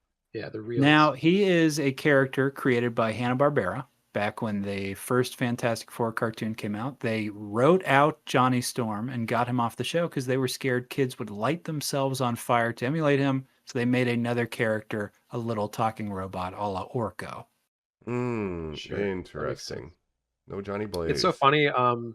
So much of my experience with Fantastic Four lore is something I learned recently from Marvel Rivals, Oh, sure. where they have like they had the Fantastic Yes. Four level where it's Herbie driving the little car. Yeah, the Fantastic Car, which looked cool in this. I I really love the liked the car. Fantastic Car. Yeah. This yes, oh, yes. the final joke of this movie, and I got to tell my stepsister this, past guest Allie, yesterday as I car was seat at her stuff. house, was Mm. car seat stuff, something I struggle with all the time when I have to put my nephew's car seats in. So to have Yeah. 3 superhero men be like, no, you have to put the loop through and like jamming it down. Best joke in the movie. I thought that ruled. I loved that style of humor in the film. That was Even very for the funny, and that was like smartest a man in little the moment world, of like, car yeah, seats. that was a moment of MCU kind of humor coming Yeah. out. It's like, oh yeah, they're you know, And they're- it breathed. It felt long because it's the longest scene in the movie in that it's a full minute. It's not chop, chop, chop, chop, chop, chop. You know, it's Right. like, Jesus Christ. And again, I think Yeah. that's the main problem with this movie is like, again, I think they had a longer cut, and this has sort of been reported that it was cut down after test audiences. It's like, yeah, everything just needs a little more time to breathe. I feel like I barely got to know these characters. I feel like I barely understand Galactus's motivation. It all could have Now- just been expanded on a little bit. Max Chapman has come out and said there will be no director's cut because at films of this level, that costs millions of dollars. Yes. But I would have to imagine there's deleted scenes. If you do that kind of thing and buy physical media, there won't be on Disney Plus. Hashtag Oh. release the Shackman cut. Unshackle When he him. said that, I was thinking like you got to give props to Zack Snyder for making the Snyder cut on like a couple $100 million, but like on that scale of like finishing those effects is kind of an impressive feat in itself for the Zack Snyder's Justice League, the 4-hour Snyder cut. But they gave him Yeah. like 40 or 60 extra, and we're like, yeah, finish it. Yeah, I mean that is like what a negotiation he Incredibly made. low budget to finish those effects. Oh yeah. Well, no, now we could just get the AI to do it. You know, unfortunately, Yeah. already Yep. being used in Netflix features. Anyway, I hate that. I like this movie all right, but I like Superman more. Yes, I agree with that. And it's because of those issues, like Jacob said. There's stuff missing, clearly missing. Where's Natasha Lyonne going? Ben, you're my rock. You know, where's that Yeah. scene? Where's that scene? Is it an overcorrection again that typically Ben Grimm's girlfriend is Alicia Masters, a blind woman, and Ooh. to not go, well, The we only don't person want who it can to love seem like you, the blind exactly. We, person. you know, we can't have it be that it's like, well, she sees his soul, you know, not his horrible disfigurement, but instead it's like, well, you're taking a job away from a minority or like a special interest group, like a person who could be handicapped could play that role. And instead it's Natasha Lyonne being like, you're so handsome. Yeah. Yeah, again, the 2005 movie, like he literally had a wife or like a fiance that like leaves him because she's like, I just can't be with you. You're so ugly, and like that's his whole backstory. Is like, I'm a freak. So they really don't lean the into that at thing. all. Yeah. Why is he the thing in this? He should be called the secure guy. Well, he Yeah, spent 4 he's very at years peace kind of with- accepting this before the movie starts. Right. We just didn't Yeah. get to see that. You don't see any of that. Okay, Yeah. that's a cool premise for a movie. One where you don't see the cool stuff. Well, it's interesting because Yeah. I talked about in Superman, like, yeah, audiences don't need origin stories anymore. Maybe they, for this one though, they took it too far where they did need an origin story because we're less familiar with these characters. Yeah, we've had some bad iterations in the past, and you don't want to just redo Fan Four Stick, which is like 90% origin story of how they got their powers, and then Doom also gets his powers at the same time, and then they had to fight Doom in like the third act. Oh, geez. Not yeah. good, but they could have at least done a little more in this movie where it's like how they got their powers, how are they, you know, accepting their powers, or how are they, you know, struggling with that. You know, we could have seen more of that. It's like we said at the beginning, it's called First Steps, and we do not see the first steps. We don't see kind of any internal conflict with them. They're just like some more garlic. Yeah. And so I want to ask you guys, like, if you had to rank, so like this movie, Thunderbolts, Superman, Brave New World, you know, throw Jurassic World in there, throw 28 Years Later, whatever. All the 28 movies we years talked about. you can't compare it. That's way above all this, but Yeah. Yeah, Well, just keep it okay, at superhero. I go Yeah. Superman up top, and then if the Marvels are fighting it out, I don't know. I don't put this one higher than Thunderbolts. And I can't either. No, I put Yeah. Thunderbolts above this one. It's above Brave New I World mean- for sure. Easily. Yeah. Easily. Yes. Oh, yes, easily. that's definitely which is funny because Thunderbolts made the least amount of money of any of those three. Yeah. By far. Like Thunderbolts, unfortunately, was not financially successful like they wanted to be. Brave New World made more money. Fantastic Four is definitely on track to make more money. Now I'll say counterpoint. I've been texting former host of this show, Joe, big Marvel fan, loves the Fantastic Four, and was pretty positive on this film. Although he agreed that it's boring and he didn't like the middle, he liked the beginning and the end. Kind of, I don't know. I like the beginning. Kind of felt the same way. Yeah. Yeah, I like the beginning and the middle. Didn't like the end as much. I thought the third act was kind of the weakest. Yeah. Oh, I know what Ben's arc is. I don't actually say it's clobbering time. That's from the cartoon. And then I say That it. is his whole. Yeah. That's his arc. Come on, say it. Which is funny because like Johnny's goading him into saying it, but also Johnny has a catchphrase that he never says except when he's using the little The toy. toy He's got says one- it. Flame on, Yeah. flame on. They Flame all on, have dumb flame on. catchphrases. but he doesn't. He Mm. doesn't say flame on. So Now Joe liked Thunderbolts less because he just said he didn't like that look anymore. He was like, at least Fantastic Four looks interesting. It does look great. I agree with that. It's a more unique look compared to Thunderbolts looking more like the MCU house style. It as looks they like say. sort of like one of the TV shows at times almost. Yeah. Sure. Yeah. And that's, I think, my biggest takeaway was like, I love the way it looked. I love the effects. Again, compared to even some of the best Marvel movies, like Black Panther had some iffy effects, right? And that's, there's a Yeah, whole that final controversy fight with, is their, atrocious in Black Panther. yeah. And there's a whole controversy with how they've used labor in the past with effects and stuff, and overworked effects people, underpaid, that Mm-hmm. kind of thing. So we don't like that. But this one, it seems like they really nailed the effects for the most part. Like Galactus looks great, the Thing looks great, all the space stuff looks great. So you can't knock it for that. But again, yeah, I thought the story was a little bit lacking. And yeah, it feels chopped to hell, and I wish they would have allowed it to breathe more. And so we get to know these characters a little bit better. Yeah. And there's not enough. I mean, there's like two big action scenes, the middle one and then the end. So there's not a lot of powers happening. When they do happen, they look pretty damn good. But like Superman had a not to work. I'm gonna do it again. There's a lot of more action in Superman than this. This is a little bit slower. Some might say boring. They're fighting a space god, and they're the four strongest things in the planet, and the strongest of them is shooting a force field to hold this thing down. And the stretchy guy goes, "Flame guy, go to the machine to press the button." And he's like, "You got it." Yeah. So you're like, that's the action scenes, and then the Thing goes, "Well, I know what to do. I'm coming, Susie. Watch this." And he hits the poles, and the building Pillars. falls over, and you're like, right, yeah, that's cinematic. A building. He falling. hit right bumper on his controller to do the charge. Yeah. He did his Marvel Rivals move. He actually did it. Yeah, it's true. But yeah, it's just, it seems like a lack of creativity in sort of that end. You know what I mean? Hmm. Yeah, I think they didn't utilize their powers in the best way, especially Reed with the stretchiness. Again, I would have to rank Superman out of all the superhero ones, these four, the three MCU and Superman. Superman's number one for me, then Thunderbolts, then this one, then Brave New World. I think that's pretty easy to rank it that way. Yep. And I don't think Superman's a perfect movie either. I think there's some stuff that could have been done better in that. Even the cinematography isn't amazing in Superman. Like, I think I like the way this movie looked better than Superman for the most part. Yeah. And I would watch this over the Red Hulk 1,000 times, because there's a character in that movie that I literally just can't look at. Yeah. Yeah. Who's that? All according to my plans. It's all probability, Jacob. Yeah, and it's interesting because, again, Thunderbolts had that marketing campaign, looked really interesting. People loved it, but again, didn't make a ton of money. This movie's going to make a little more money. Yeah. And yeah, it's setting up Doomsday. I guess that'll Not be gonna the make real $1 billion. test. It's not the thing they want it to be. But Superman is unlikely to make $1 billion either, and that's mainly because international markets, where Asia, especially, not popular right now. Really feeling that could be it.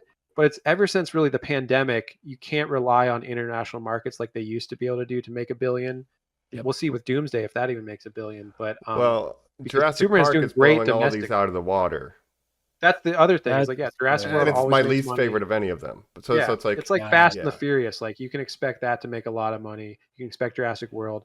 I would watch Red Hulk President over Jurassic Park. Oh wow, Jurassic Johansson. Wow. Sorry, ScarJo. Which is interesting because I was just thinking, like, so Superman domestically is doing very well and is actually on track, maybe today, to surpass Man of Steel domestically. Hell yeah! But internationally, Man of Steel is still dwarfing Superman internationally. It's just a different time, I think. Back when people saw movies, interesting. Yeah, you can't rely on China like you used to be able to. And I guess Doomsday is going to be the real test of like how much that makes. Yeah, it's dire straits for them. I guess Superman's like feels fresh. Like James Gunn would he fought to keep the squirrel saving moment in, even though test audiences were like, this is dumb. Why a squirrel? Because he's like, because it's important. Where this movie feels like, I feel the studio, like they just rolled over. Like, all right, we'll cut this out. Get John Malkovich out of here. I'm feel the studio, and I'm just happy to be here. Yeah. Yeah. Whereas at least it's James Gunn's vision, so that's kind of where I land. Yeah. But at the same time, I think what I like about the resurgence of superhero movies this year is like they all, with one exception, the Red Hulk, they're all kind of about something, and it's like I like when movies are about something, right? So you have Thunderbolts.